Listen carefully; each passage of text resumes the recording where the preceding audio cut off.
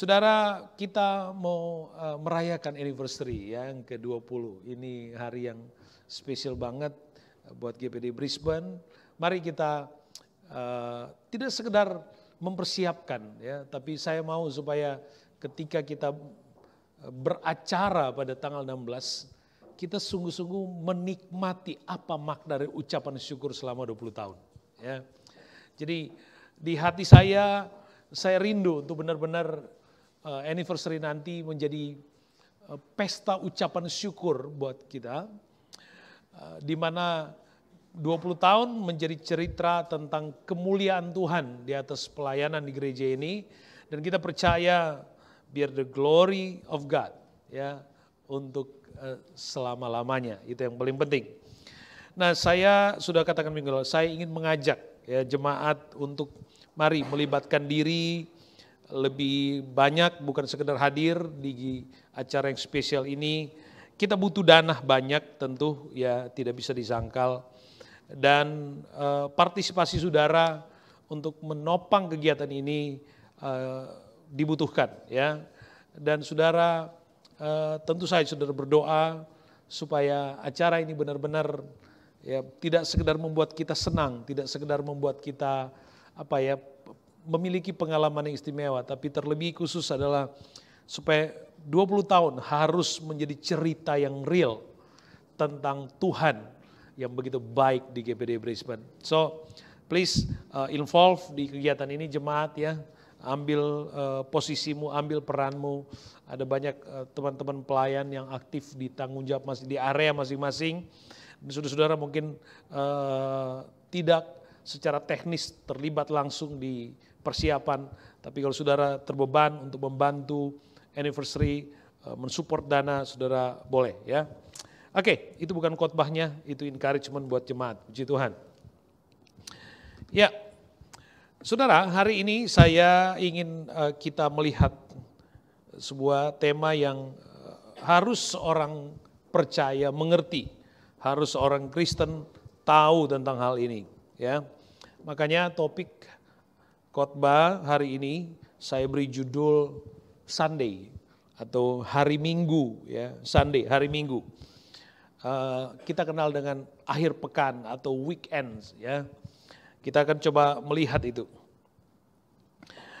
Bagi kebanyakan orang, weekend selalu diasosiasikan ketika kita melepaskan diri dari segala kesibukan ya, produktivitas kita sepanjang minggu, dan melepaskan diri segala bentuk tanggung jawab profesional kita, dan kita engage dengan community, kita engage dengan orang-orang. Dan di weekend juga kita berharap supaya kita memiliki pengalaman keleluasaan, pengalaman kesukaan ya. Weekend selalu juga diasosiasikan dengan saat untuk bisa beristirahat, bersuka cita. Makanya para profesional kalau sudah hari Jumat itu ya, hari Jumat, this is Friday, I love Friday. Kenapa? Karena di belakang dari pikiran kita terbangun satu konsep, saya mau ngapain aja weekend ini. Saya mau ngapain aja weekend ini ya. Dan ya secara global maka konsep weekend itu adalah sumbangan dari tradisi dan pemikiran dari keyahudian dan kekristenan. Jadi keyahudian dan kekristenanlah yang menyumbangkan pemikiran sehingga weekend ya menjadi secara universal itu kemudian dipahami oleh semua bangsa, semua nation, sehingga semua tahu apa itu weekend. Jadi standar weekend ini sendiri idenya adalah dari keyahudian dan kekristenan. Kita akan lihat itu. Bagi banyak orang weekend adalah waktu untuk istirahat. Bagi banyak orang weekend adalah waktu untuk keluarga. Bagi banyak orang weekend adalah waktu liburan, waktu shopping dan lain-lain. Makanya berusaha cari mana yang long weekend supaya bisa liburan gitu. Itu yang terbangun di dalam pikiran banyak orang. Itu yang terbangun dalam pikiran banyak orang. Nah, saya ingin mengajak hari ini buat kita untuk memperbesar paradigma kita tentang apa itu weekend, apa itu Sunday buat kita. Saya tertarik, saya coba ambil ada quote dari tulisan seorang hamba Tuhan. Alasan kenapa saya senang dengan akhir pekan. Alasan kenapa kita suka dengan weekend.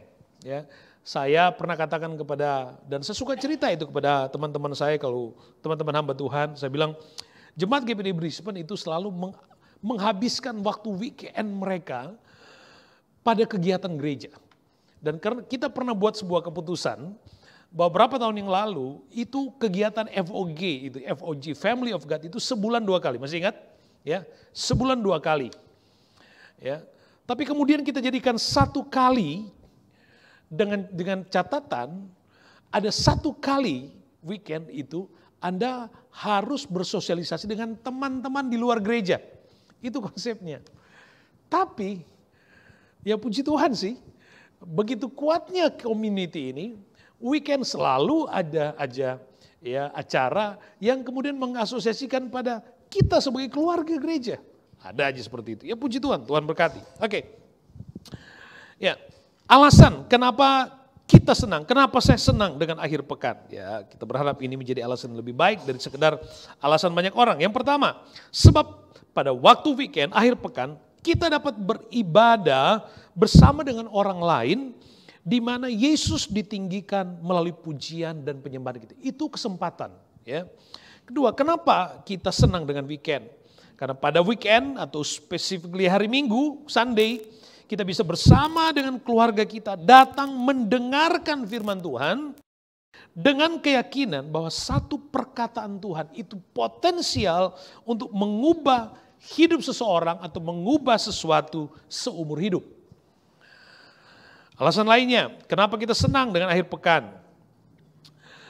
Akhir pekan artinya kita keluar dari kesendirian, dari kesunyian kepada perbincangan-perbincangan yang rohani. Ada percakapan-percakapan yang sehat, saling membangun.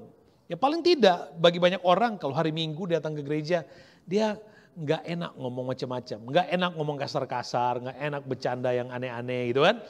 Di gereja hari Minggu. Paling tidak ada sesuatu di mental kita itu, ya kita diingatkan pada konsep kehidupan yang benar. Ya.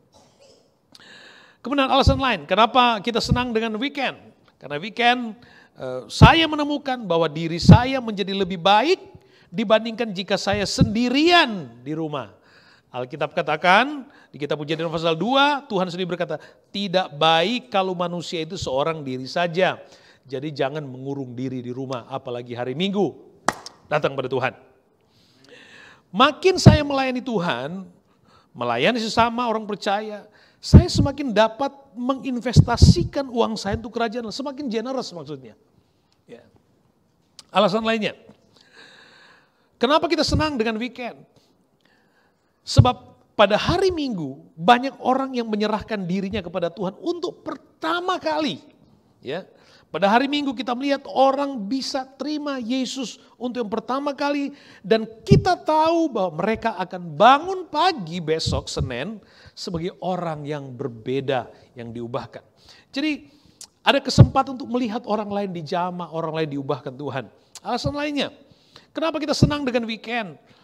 Karena ini saya suka nih. Karena saya mencintai Anda semua. Haleluya. Ya, alasan kenapa kita suka dengan Sunday? Karena saya mencintai Anda semua. Dan hari Minggu seperti ini mempersatukan kita bersama dalam rumah Tuhan sebagai keluarga Tuhan. Amin. Maka kita suka bilang, sampai Minggu ya, sampai ketemu Minggu ya. Karena Sunday menjadi sesuatu yang sangat penting bagi kita. Ya, jadi weekend tidak sekedar waktu beristirahat. Wah, weekend akhirnya saya bisa tidur lama. Weekend saya bisa liburan. Saya tidak melarang Anda untuk liburan di weekend.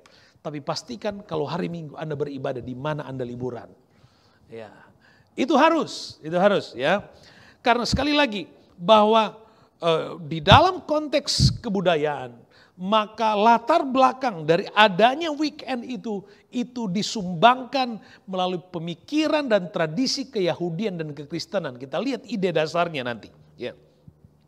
Oke, jadi weekend, kita senang dengan weekend karena saya bisa bertemu dengan saudara.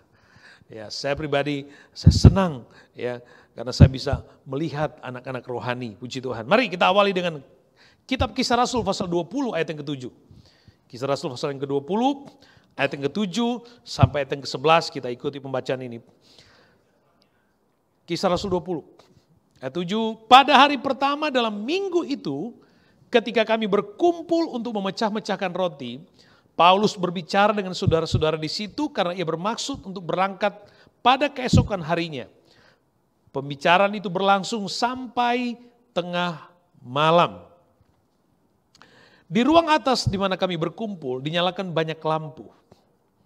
Seorang muda bernama Etikus duduk di jendela.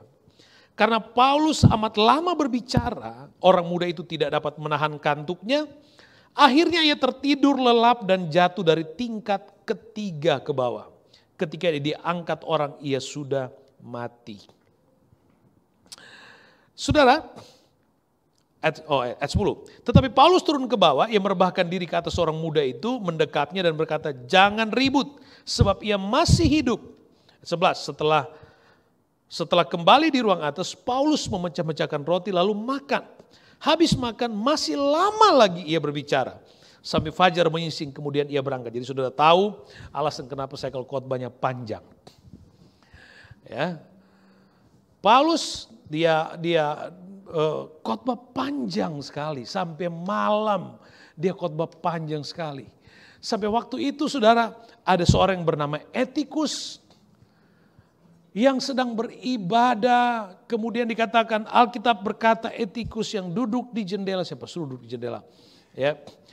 Dan karena Paulus amat lama khotbahnya, lalu kemudian Etikus ngantuk, ia tertidur jatuh dari lantai 3. Dan kemudian setelah dia jatuh, penulis kitab Kisah Rasul adalah Lukas seorang dokter. Jadi dia tahu bahwa waktu dia jatuh dia benar-benar mati. Ya. Kemudian Paulus turun berdoa, dia dikatakan dia masih hidup. Dan setelah itu Paulus naik lagi, dia masih bicara lama lagi setelah itu. Ya. Dan saudaraku yang kasih dalam Tuhan. Jadi saudara, kadang-kadang memang saya kalau khotbah, kalau sudah lebih dari 40 menit, apalagi saya mulai, aduh mereka ini gimana ya. Tapi perhatikan baik saudaraku yang kasih, Paulus saja khotbah, ada yang tertidur, ada yang ngantuk. Jadi kalau saya khotbah ada yang ngantuk, saya maklum saudara, Paulus saja bisa orang ketiduran. Apalagi cuma seorang Jerry Sanger ini, siapa dia gitu kan. Ya. Memang di rumah Tuhan itu tempat yang paling tenang dan nyaman. Untuk orang bisa tidur, wah, asal jangan ngorok. Ya. Dan memang ada kesaksian, ada orang gak bisa tidur di rumah, gak bisa tidur. Akhirnya dia datang ke gereja. Dan di gereja dia bisa tidur nyenyak. Saya gak kaget saudara, karena di dalam hadirat Tuhan ada ketenangan. Ada damai sejahtera. Haleluya. Yang mau tidur katakan amin. Oke. Ayat yang ke-7 kita melihat secara clear kita mendapatkan gereja mula-mula, orang-orang percaya di gereja mula-mula, secara clear kita menemukan itu, kita temukan mereka berkumpul bukan di sinagog pada hari Sabat, tetapi pada hari pertama. Mereka berkumpul pada hari pertama. Clear itu. Pada hari pertama mereka berkumpul memecah-mecahkan roti. Mereka berdoa. Mereka beribadah. Clear Alkitab pencatat seperti itu. Hari pertama itu adalah hari Minggu. Hari pertama itu hari Minggu. Sedangkan hari Sabat itu hari Sabtu atau Saturday. Nah di ayat ini kita temukan bahwa untuk pertama kali secara clear Alkitab menjelaskan murid-murid orang percaya tidak beribadah pada hari Sabat, tapi mereka beribadah pada hari Minggu. Pada hari Minggu. Nah, mungkin pertanyaan terbesar yang sering muncul ditanyakan kepada kita, kenapa kita nggak beribadah pada hari Sabtu? Kenapa kita nggak beribadah pada hari Sabat? Kenapa hari Minggu? Mungkin hari ini akan bisa menjawab dan menolong saudara untuk menjawab. Ada berbagai anggapan tentang kenapa hari Minggu? Kenapa hari Minggu? Hari Minggu itu adalah hari pertama. Ingat, hari Minggu itu adalah hari yang pertama. Ada orang menganggap bahwa kekristenan mengganti Sabat itu kepada Sunday. Ada pandangan bahwa orang Kristen merubah Sabat itu pada hari Minggu. No, sama sekali enggak. Kekristenan tidak pernah merubah Sabat itu menjadi hari Minggu. Hari Sabat tetap Sabat Saturday. Hari Minggu adalah hari pertama. Clear. Kekristenan tidak sama sekali mengubah itu.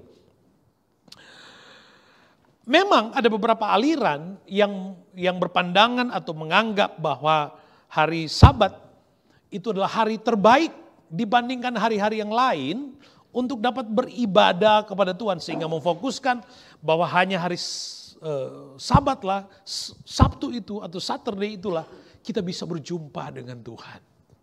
Ya, sama sekali tidak seperti itu.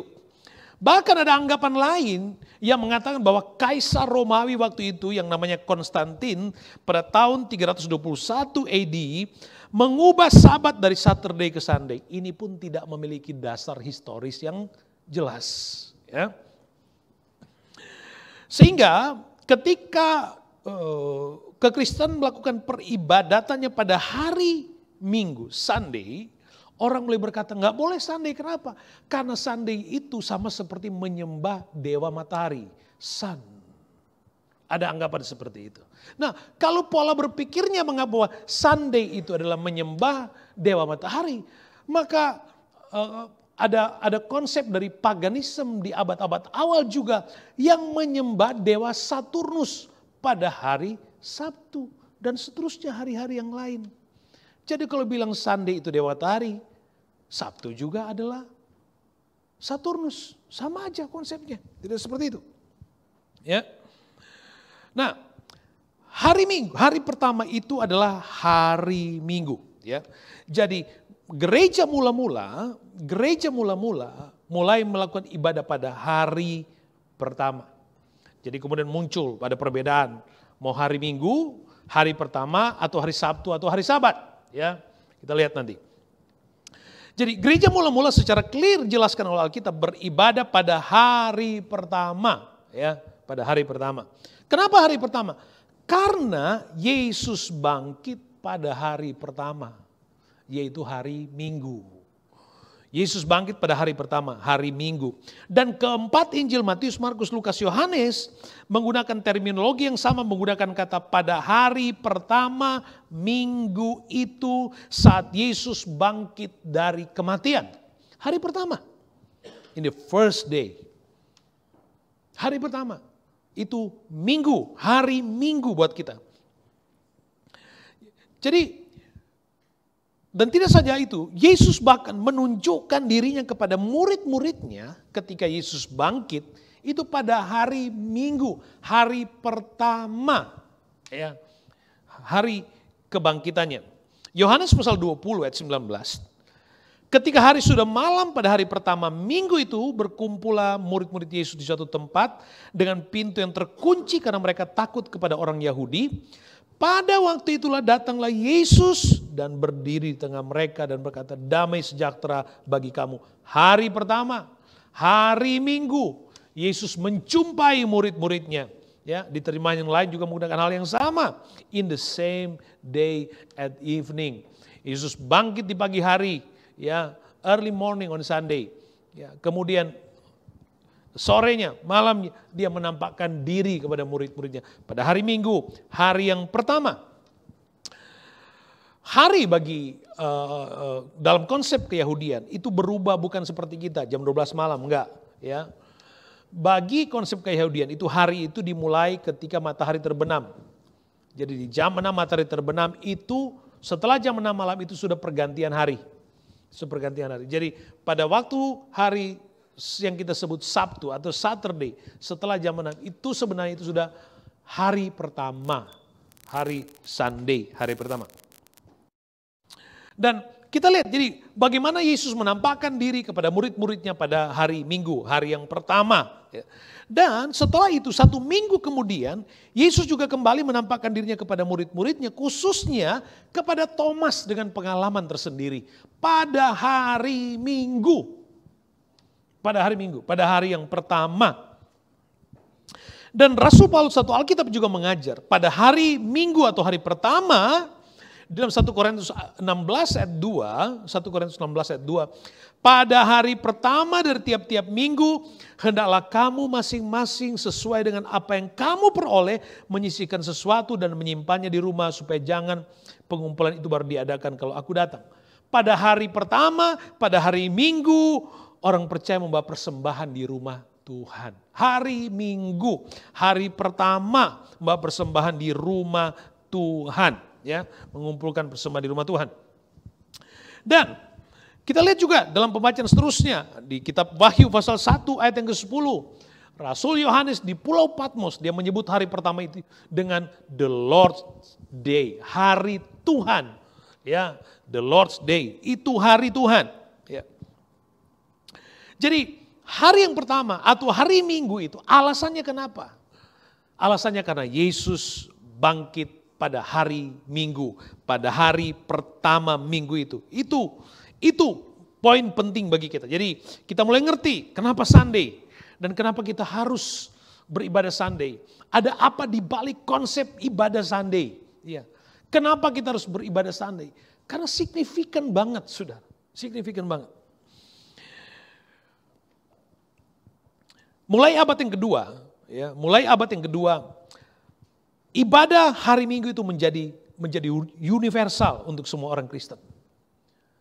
Menjadi universal untuk semua orang Kristen. Seorang bishop dari Kaisarea pada tahun 314 AD ya mengubah Sabat itu, ibadah Sabat itu kepada ibadah Sunday dengan konsep berpikir bahwa kekristenan tidak terikat lagi kepada hukum-hukum Sabat pada hari ke-7, tapi kemudian beribadah pada hari Minggu, karena hari Minggu adalah hari kebangkitan Yesus. Hari kebangkitan Yesus.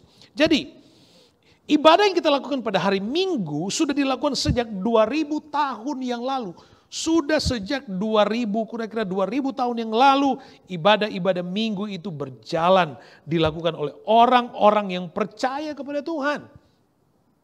Ya, jadi kita ada pada hari ini. Ya, tentu saja tidak sekedar bahwa seolah-olah bahwa hanya hari Minggu kita boleh beribadah, tidak. Ya, setiap hari kita boleh beribadah kepada Tuhan, setiap hari kita boleh berdoa kepada Tuhan. Tapi pilihan hari Minggu adalah sebuah pesta iman, sebuah perayaan tersendiri.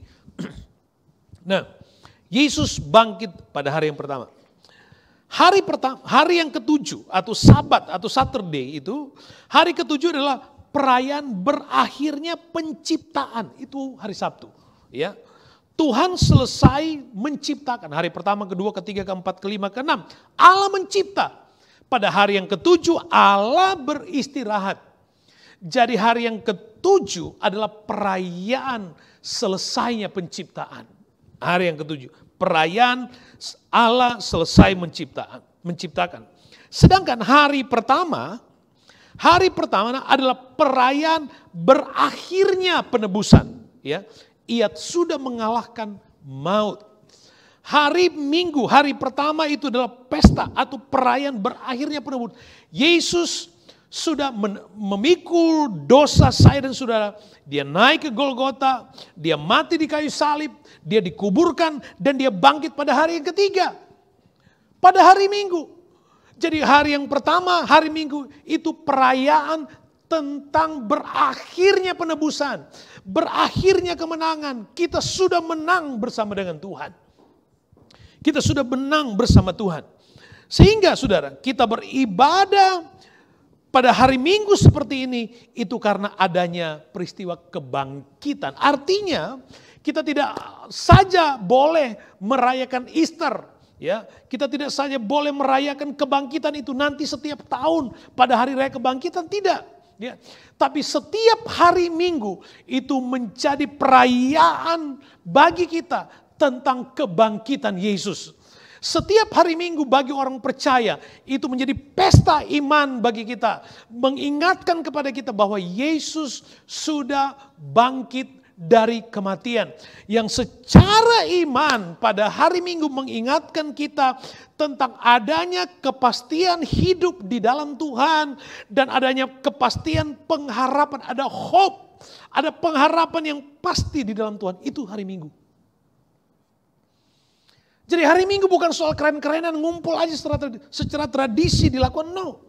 Hari Minggu itu adalah perayaan bagi kita. Kita mengingat tentang kemenangan yang sudah Yesus kerjakan di kayu salib. Dan dia bangkit mengalahkan maut. Sehingga kita memiliki kuasa, memiliki pengalaman kehidupan baru dengan satu kepastian bahwa kita akan memiliki hidup baru bersama dengan Tuhan. Amin. Itu hari Minggu buat kita. Itu hari Minggu buat kita. Kita diingatkan, ya, kita bertumbuh ya, kepada pengetahuan. Sekali lagi, sehingga kita tidak lagi hanya sekedar kemudian seolah-olah nanti pada hari raya kebangkitan baru kemudian kita beribadah. Tidak. Setiap minggu kita diingatkan. Kita diingatkan. Ya, makanya dalam setiap perjamuan kita selalu dibacakan, lakukanlah ini untuk mengingat aku. Haleluya. Dan itu hari Minggu, ya, itu hari. Jadi kita menemukan di sini bahwa secara historis kita menemukan bukti kebenarannya. Bahkan dasar-dasar teologianya, dasar biblikalnya itu real, menunjukkan bahwa tidak ada salahnya buat kita untuk beribadah pada hari Minggu, pada minggu pertama, pada hari Minggu. Tidak ada yang salah. Dan itu adalah Alkitabiah. Alkitabiah. Ya, Alkitabiah. Roma 14 ayat 5. Yang seorang menganggap hari yang satu lebih penting daripada hari yang lain. Yaitu yang ibadah sabat. Ibadah sabat. Ya. Tetapi yang lain menganggap semua hari sama saja kita ini. Kita menyembah Tuhan pada hari Minggu. Kita menyembah Tuhan pada hari Senin. Kita menyembah Tuhan pada hari Selasa. Kita menyembah Tuhan pada hari Rabu, Kamis, Jumat, dan seterusnya. Makanya kita ada hope di hari yang berbeda, bukan Sunday. Kita ada FOG bukan pada hari Minggu, tapi di hari yang berbeda. Kenapa? Karena bagi kita, teristimewa Sunday, itu kita merayakan satu pesta. Perayaan iman kita bersama dengan Tuhan.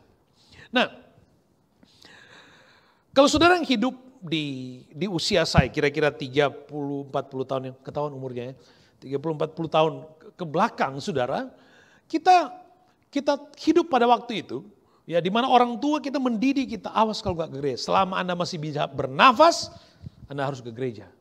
Bahkan kita masih mengalami kalau gak ke gereja pagi-pagi, gak ke sekolah minggu istilahnya, bukan cuma dimarahin, itu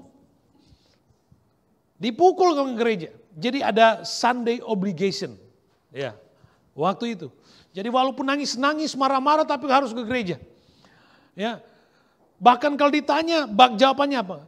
Kalau bilang, saya agak gak enak badan, apa? Pokoknya kalau Anda masih bisa bernafas sana ke gereja. Sekarang beda. Mulai meler sedikit. Wah, sorry ya saya gak ke gereja, gak enak sama orang lain. Beda.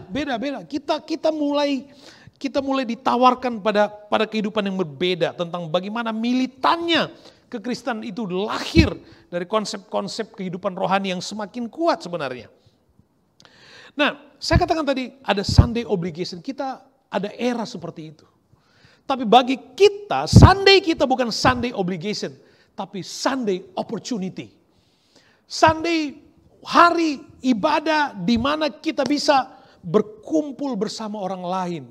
Meninggikan, memuliakan Tuhan.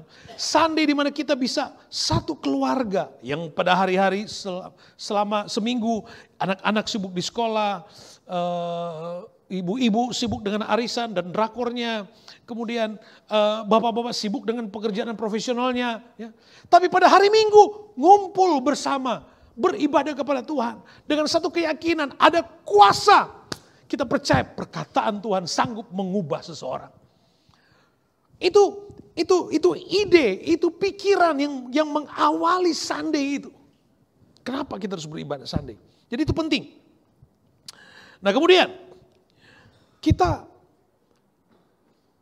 harus ingat bahwa ketika kita beribadah pada hari Minggu, saudara, pada hari Minggu, hari di mana seperti Tuhan menampakkan diri kepada murid-muridnya ketika mereka mulai kehilangan, karena ketika mereka berkumpul, mereka berpikir Tuhan sudah mati, kita mau ngapain lagi? Kita lost hope sekarang. Tiba-tiba Yesus menampakkan diri kepada murid-muridnya untuk membangunkan kembali semangat dan gairah mereka. Saya pernah berkhotbah bahwa ibadah itu adalah jawaban. Ibadah itu jawaban.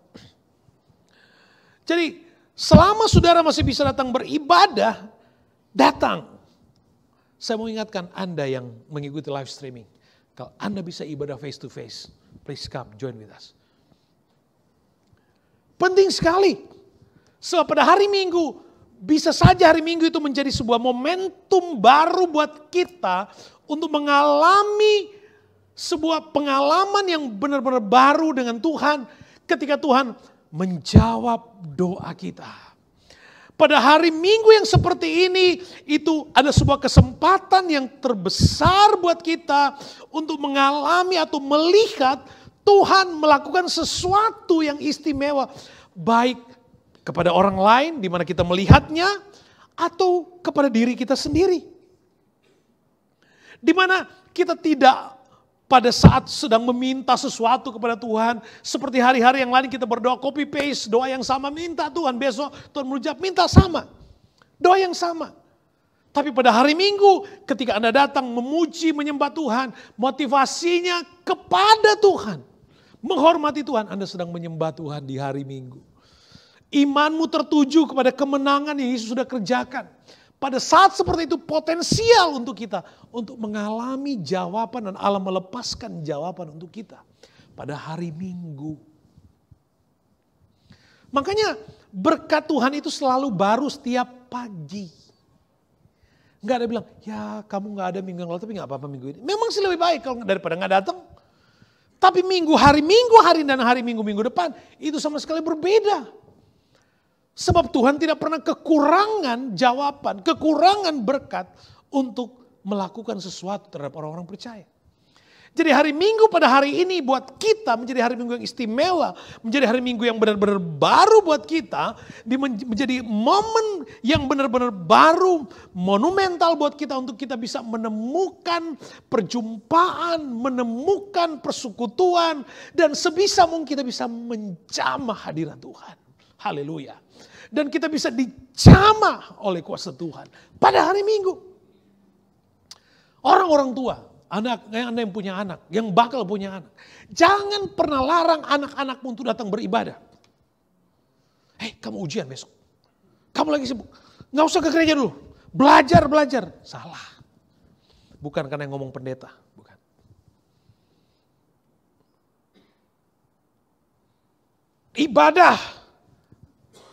Ibadah, datang ibadah, pulang selesai ibadah langsung pulang. Baru belajar, boleh. Pastikan hari Minggu itu menjadi kesempatan yang Tuhan beri. Kenapa? Gak semua orang punya kesempatan seperti kita dapat beribadah seperti hari. Gak semua orang. Coba lihat di luar sana. Ada orang yang entah kemana, jalan juga gak jelas kemana. Tapi Anda bisa ibadah hari ini. Apapun alasannya. Saya bilang di Gold Coast tadi pagi begini. Ada orang, datang aja di ibadah di Gold Coast. Karena mumpung ada di gereja Indonesia, ada the best Indonesian food in town katanya. Ya. Bisa makan enak di gereja. Ya, baik, tapi Anda miss. Ada sesuatu yang hilang. Ada perjumpaan yang hilang. Ada sesuatu yang hilang di situ. Saudara yang kekasih di dalam Tuhan, mari. Saya ingin supaya kita menghidupkan satu motivasi. Saya tahu Anda capek bekerja seminggu. Tapi ingat, itu pun adalah anugerah Tuhan buat Anda. Hari Minggu kesempatan Anda untuk bisa, kalau Tuhan terima kasih, sudah kasih pekerjaan. Ada bilang, aduh saya capek sampai harus handle 2 job. Apakah itu yang akan Anda jadikan alasan untuk meminta yang terbaik dari Tuhan. Excuse Tuhan, saya nggak gereja, mohon maaf Tuhan, saya capek banget. Oh capek, ya udah kamu nggak usah kerja, tinggal di rumah. Mau gitu? Hari Minggu adalah hari yang terbaik. Allah memberkatimu dengan semuanya. Kemudian Allah beristirahat pada hari yang ke-7. Beristirahat, diberikan 1 hari. Untuk Anda datang menyembah, memuji, itu dengar baik. Ada banyak persoalan dan tantangan di hidup Anda yang selama ini, dengar baik, yang selama ini Anda berusaha selesaikan dengan kemampuan pikiranmu. Ada banyak persoalan yang selama ini Anda berusaha selesaikan dengan uangmu. Yang selama ini Anda berusaha selesaikan dengan kepintaranmu.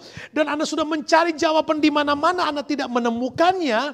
Dan hari Minggu menjadi waktu terbaik dan kesempatan emas untuk Anda mungkin presentasi terbesar. Mendapatkan jawaban dari semua itu. Pada hari Minggu.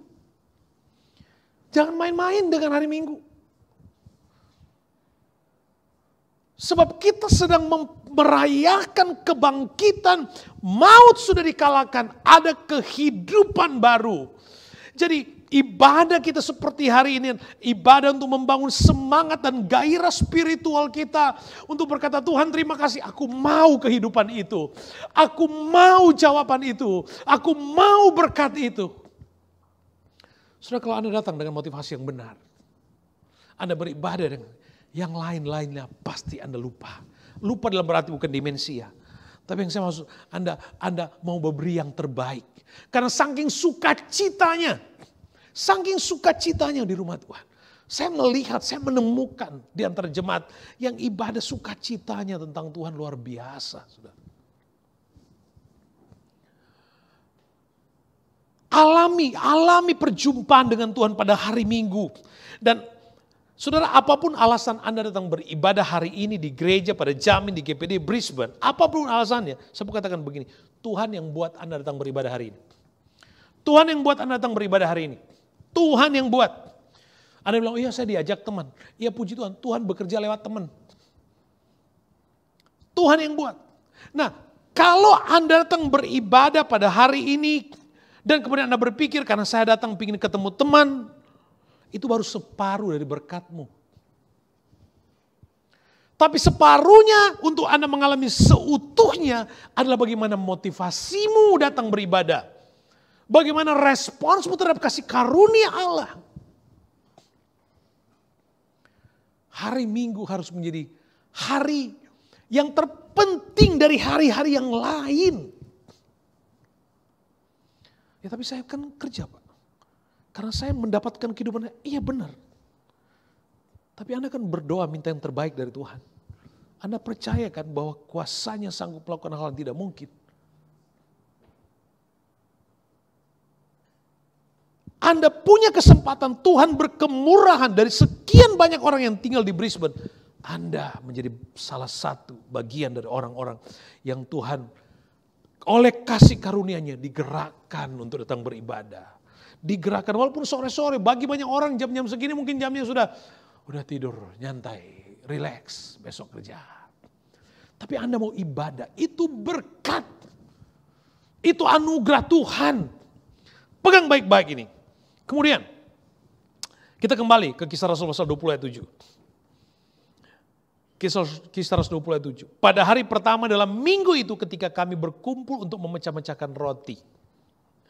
Saya sengaja highlight kalimat ketika kami berkumpul untuk memecah-mecahkan roti. Dengar baik. Ya. Rasul Paulus jelas dalam kitab Efesus pasal 4 ayat 12. Memperlengkapi orang-orang kudus bagi pekerjaan pelayanan, bagi pembangunan tubuh Kristus. Efesus 4 ayat 12. Ada ya? Oke. Ya. Saudara, gereja itu idealnya, dengar baik ya, utamanya gereja itu adalah diperuntukkan untuk orang-orang percaya. Itu gereja. Di ayat yang ke-7 kita sudah baca, pada hari pertama minggu itu ketika kami, artinya ketika orang-orang percaya, murid-murid Tuhan berkumpul. Jadi gereja keutamaannya adalah untuk orang-orang percaya. Itu idealnya. Yang Rasul Paulus mengatakan bahwa untuk diperlengkapi untuk pembangunan tubuh Kristus. Gereja itu dibangun oleh orang-orang percaya sejak tahun 250 kira-kira. Maka gereja atau orang-orang percaya mulai membangun tempat yang sebelumnya mereka masih beribadah di rumah-rumah. Mereka masih beribadah di rumah-rumah.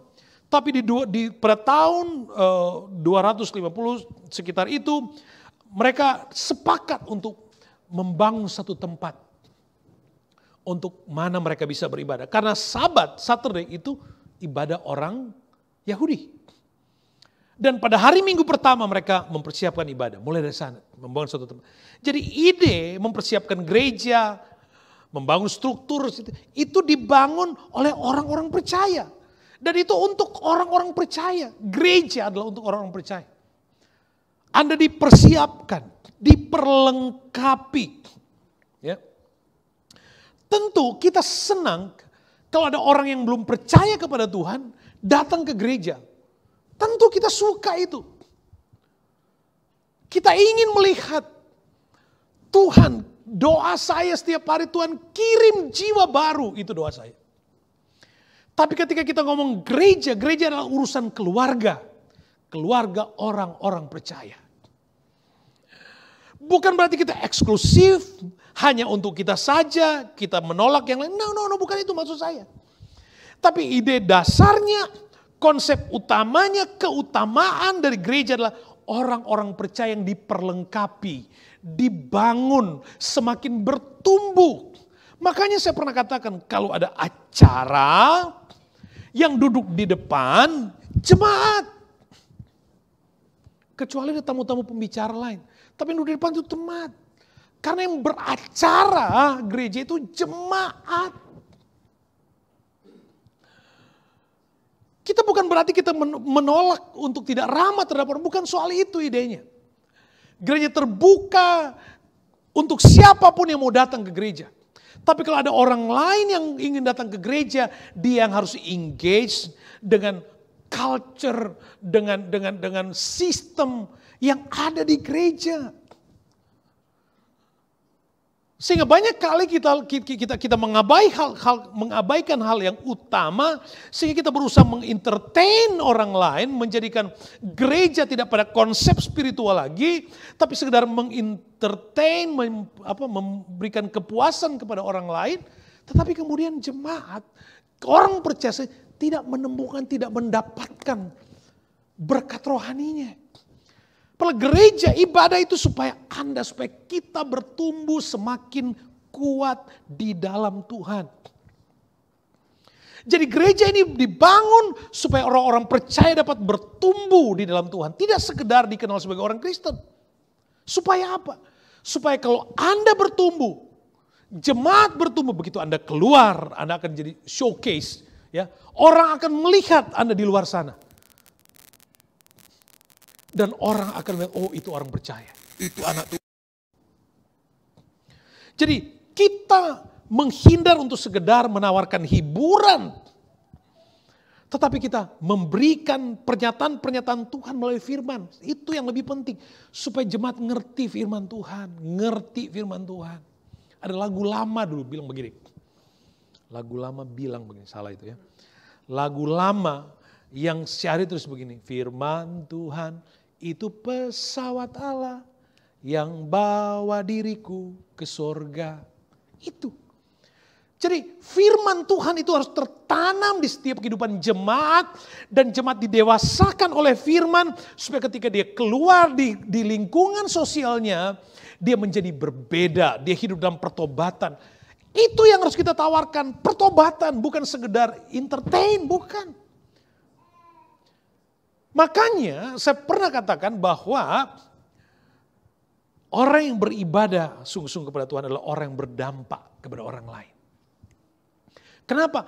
Karena sebelum orang lain ingin kenal siapa Yesus, dia ingin kenal dulu siapa kita, orang Kristen, orang percaya.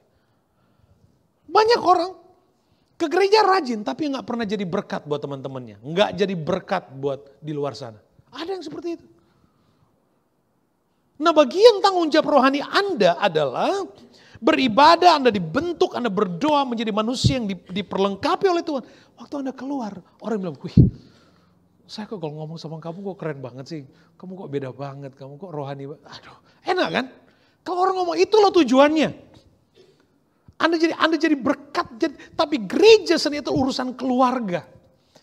Orang luar silahkan datang, puji Tuhan. Tapi yang paling utama adalah kita harus makan.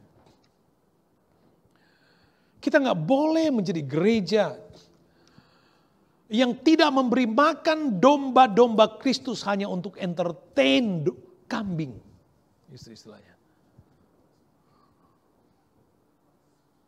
Penting buat kita, penting untuk kita ngerti. Kita harus menghindar untuk sekedar menjadi relevan dengan dunia. Oleh zamannya sudah berbeda, gereja harus begini. Kita harus membawa jemaat pada pertobatan. Itu penting. Ingat, kalau Anda hidup pada kebenaran firman Tuhan, Alkitab katakan the truth will set you free. Firman yang kita terima, kebenaran itu akan membebaskan kita.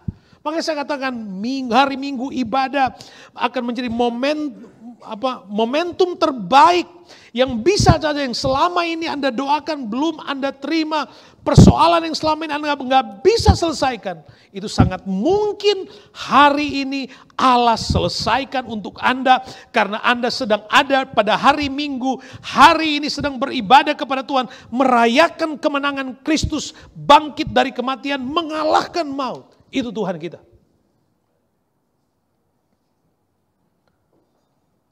Makanya orang yang datang beribadah adalah orang-orang yang kuat, yang yakin. Sudah, pokoknya kalau Anda sedang beribadah, jangan bawa kekhawatiranmu lagi. Sudah datang beribadah, sudah enjoy aja pujian penyembahan. Enjoy, yang lain urusan Tuhan.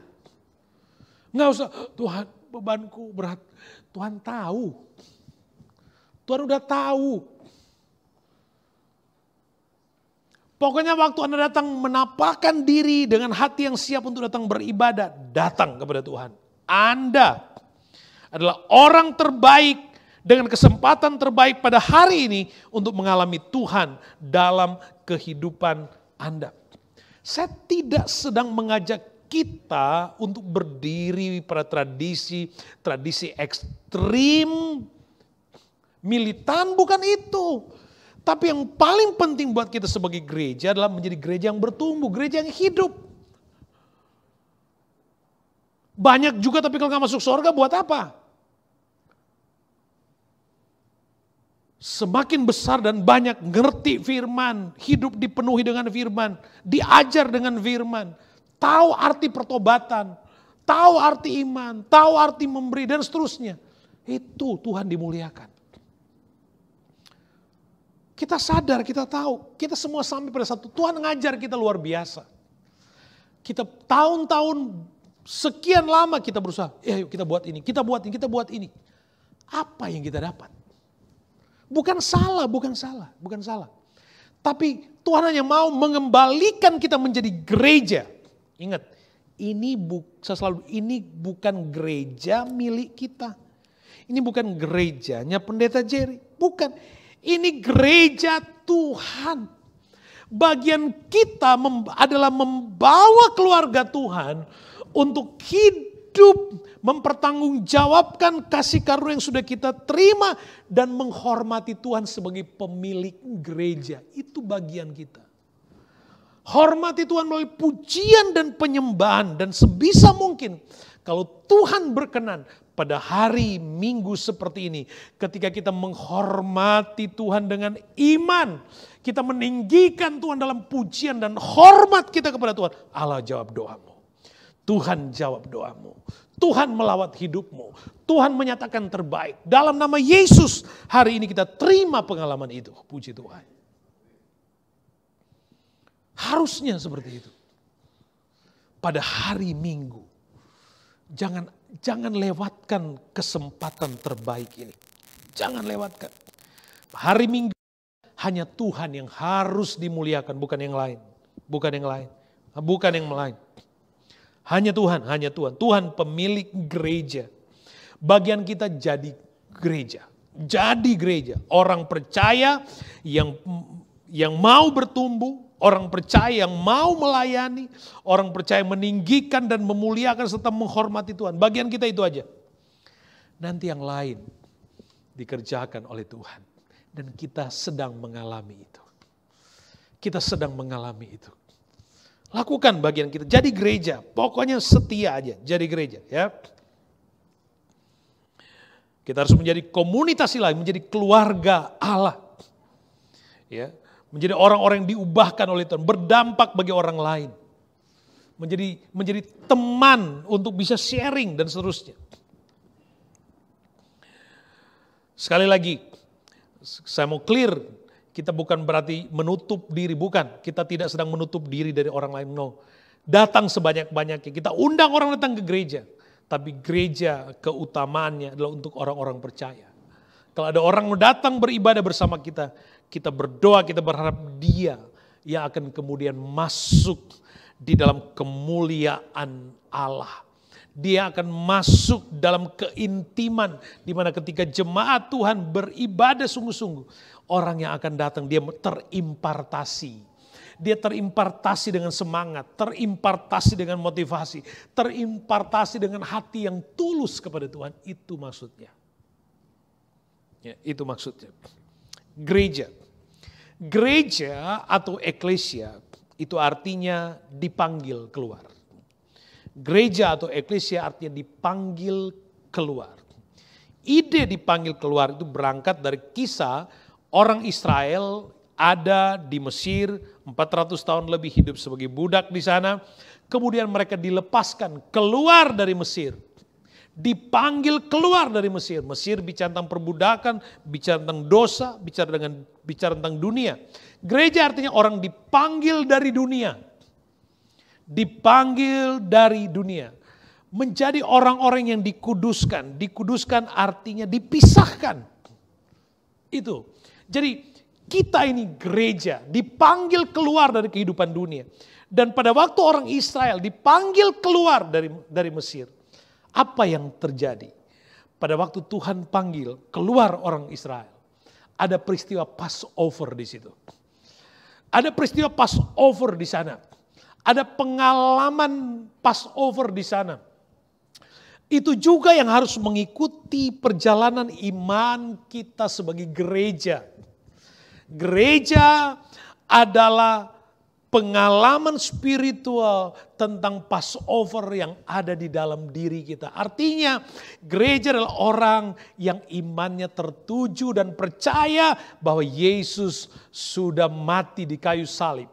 Dia bangkit pada hari yang ketiga. Itu iman, itu gereja. Itu gereja. Itu gereja. Dan tidak ada orang yang seharusnya berhak untuk mengklaim kata ini selain orang-orang percaya. Sekalipun ini suka dicuri oleh iblis sehingga ada istilah gereja setan. Tapi pengertian gereja yang sebenarnya, gereja yang dilepaskan, dikuduskan. Menjadi orang-orang yang ditebus dan orang-orang yang memiliki iman kepada Kristus Yesus yang mati dan bangkit kembali. Sehingga saya dan saudara memiliki kelepasan, kebebasan, kemenangan di dalam Tuhan Yesus Kristus. Jadi sekali lagi gereja esensinya adalah orang-orang percaya yang beribadah pada hari pertama atau pada hari Minggu.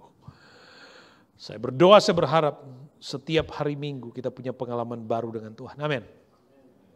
Setiap hari Minggu kita boleh mendapatkan jawaban. Makanya saya katakan jemaat kalau datang beribadah pastikan hatimu sukacita.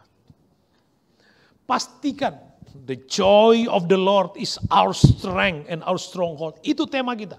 Waktu datang beribadah, iya kita punya pergumulan. Kita punya banyak yang sedang kita pikirkan. Tapi waktu Anda datang beribadah, sekali lagi Tuhan tahu Anda punya pergumulan. Tuhan tahu Anda punya beban. Tuhan tahu Anda sedang berusaha menyelesaikan persoalanmu. Dan sampai hari ini Anda belum temukan jawaban. Sampai hari ini nggak ada yang bisa nolong Anda. Tapi detik ini, pada hari Minggu, di hari ini, kita sedang merayakan hari kebangkitan Yesus setiap hari Minggu. Hari maut dikalahkan, hidup baru dalam pengharapan di dalam Kristus. Bawa pesan ini dalam hidup Anda, di keluarga Anda, di pekerjaan Anda. Disitulah powerfulnya Sunday. Dan sekali lagi, Sunday untuk kita bukan Sunday obligasi, Sunday obligation, tapi Sunday kita adalah Sunday opportunity. Sunday untuk kita menikmati Tuhan dalam hidup kita. Kita bangkit beri bersama.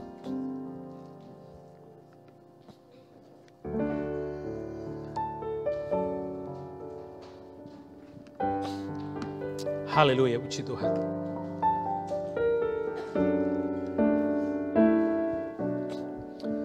Kita akan masuk nanti dalam perjamuan Tuhan. Kita diingatkan kembali pada peristiwa Passover. Kita diingatkan kembali kepada Yesus yang sudah mati dan bangkit. Dia menebus dosa kita sekalian. Dia pikul dosa kita. Dia mengalami penderitaan yang sangat. Tidaklah peristiwa sebrutal seperti yang dialami oleh Yesus. Tapi semua itu dikerjakan dan dilaluinya supaya kita pada hari ini boleh mengalami dan menikmati kuasa dari kematian dan kebangkitan. Hidup itu tersedia untuk kita. Harapan baru untuk kita di hari esok bersama dengan Yesus. Haleluya. Haleluya. Salibnya